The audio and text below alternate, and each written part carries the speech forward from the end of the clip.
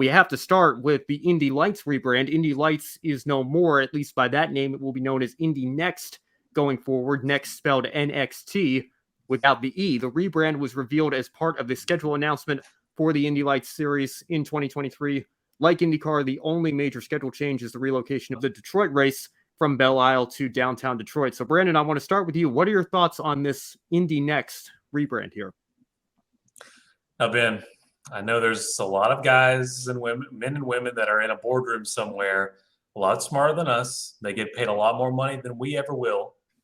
And they sit around and they decide, okay, what's going to attract the next generation of open wheel racing fans? How are we going to do this? And so they get in there and they go, Eureka! We'll call it NXT. And we'll abbreviate it to be cool and hip. And also, they won't take into account that this is also a WWE property name, which I'm sure they were aware of. And I'm sure WWE is probably, well, we at least we assume that they're aware of it as well. We talked about this before we went live. At least they might be aware of it. And if they wanted to claim a copyright strike, they probably would have already done so. But, oh my goodness, it just doesn't look good. It looks like one of those things that they're going to look at 10 years from now and they immediately take it away and go, remember when we called it Indy NXT? Yeah, let's not do that ever again.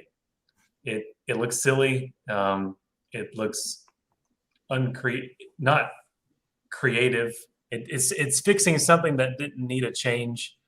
And if it did, this certainly was not it. But this is just one person's opinion, and certainly not the one making all the grand decisions. I know Casey has a lot to say about this, so it's time to turn it over to him. Yes. So I don't know if you guys just watched. I know you did, Ben, but David Land just put out a video on YouTube saying IndyCar is stuck in 2007. It may be. That's right. I don't mind the name change and all that. I mean, I just talked to an Indy NXT driver today. Obviously, that's in the actual process of uploading right now. Yes, I'm commentating on Grid Network while uploading a YouTube video. Actually, it just dropped. Christian Rasmussen, the driver that just switched from Andretti to HMD. Go check that out when you get done watching this show. But I don't know. It's just it just is maybe more of the list of problems maybe that's kind of surrounding the series. And I don't want to be the burden of bad news. There's a ton of good stuff going on in IndyCar right now. The Indy 500 is probably as popular as it's ever been.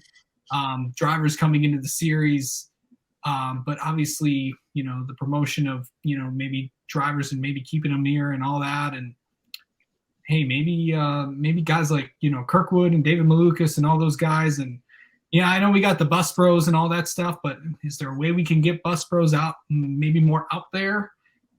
Who knows? The TV show may drop in 2024, so I don't know. We'll have to see how this goes. But I will say this, the new Indy NXT series is probably going to be one of its best in a while because, with the amount of cars that's in there. I mean, HMD already has like 9 drivers.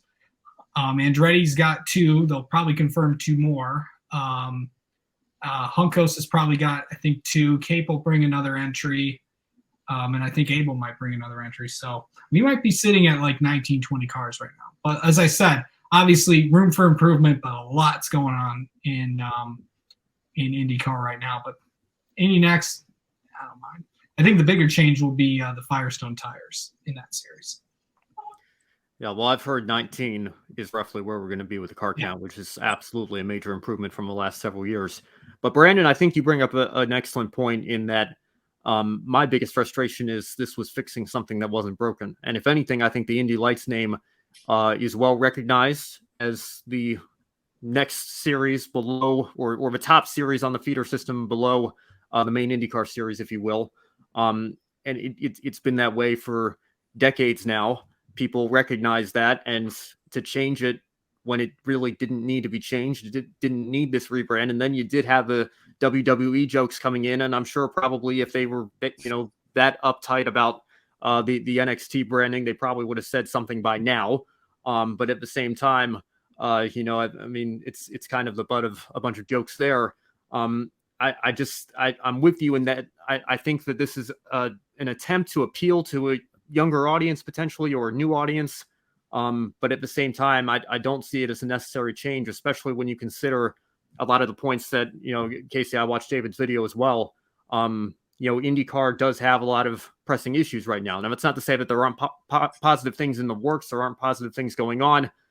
Absolutely credit Roger Penske for leading IndyCar through the pandemic.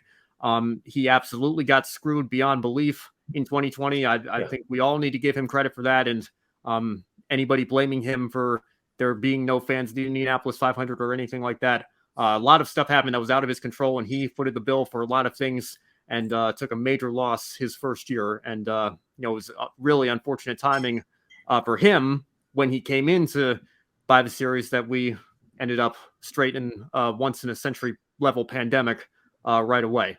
So, that's absolutely not his fault. But at the same time, we're kind of 2 years out of that now, coming up on being 2 years out of things mostly being open again with very minimal restrictions still remaining, if any, here in most parts of this country and around the world.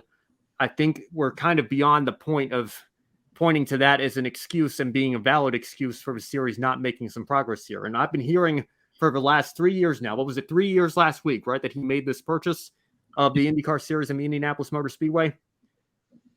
We want to get more ovals on the schedule. That's been something that I've constantly been hearing. And we look at these schedules now, and it's a carbon copy. I mean, I know Detroit is changing locations here, but I think there was one other date that swapped with another in the second half of the year.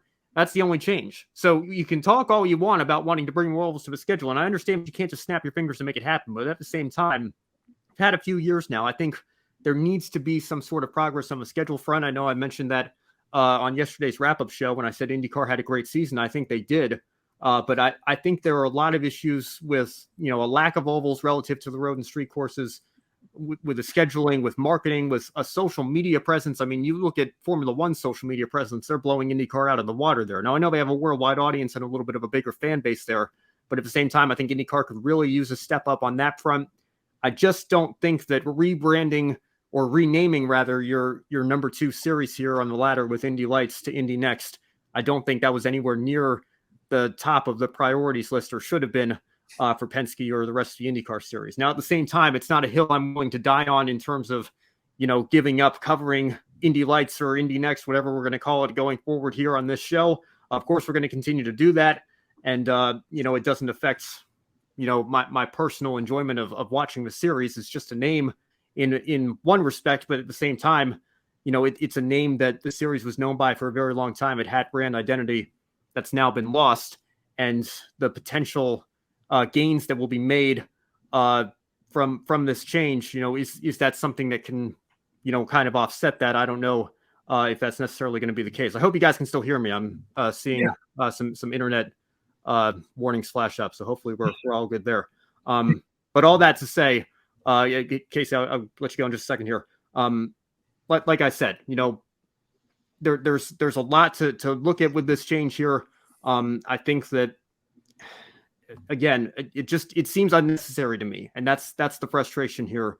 Not necessarily a bad thing, but why was this our priority heading into the offseason? That's the main question that I have. Hey everyone, I'm Ben Schneider. Thank you so much for watching. Before you go, make sure you subscribe to my YouTube channel for more Grid Network highlights and analysis, and for full episodes of Grid Live Encore and other Grid programming, subscribe directly to Grid Network.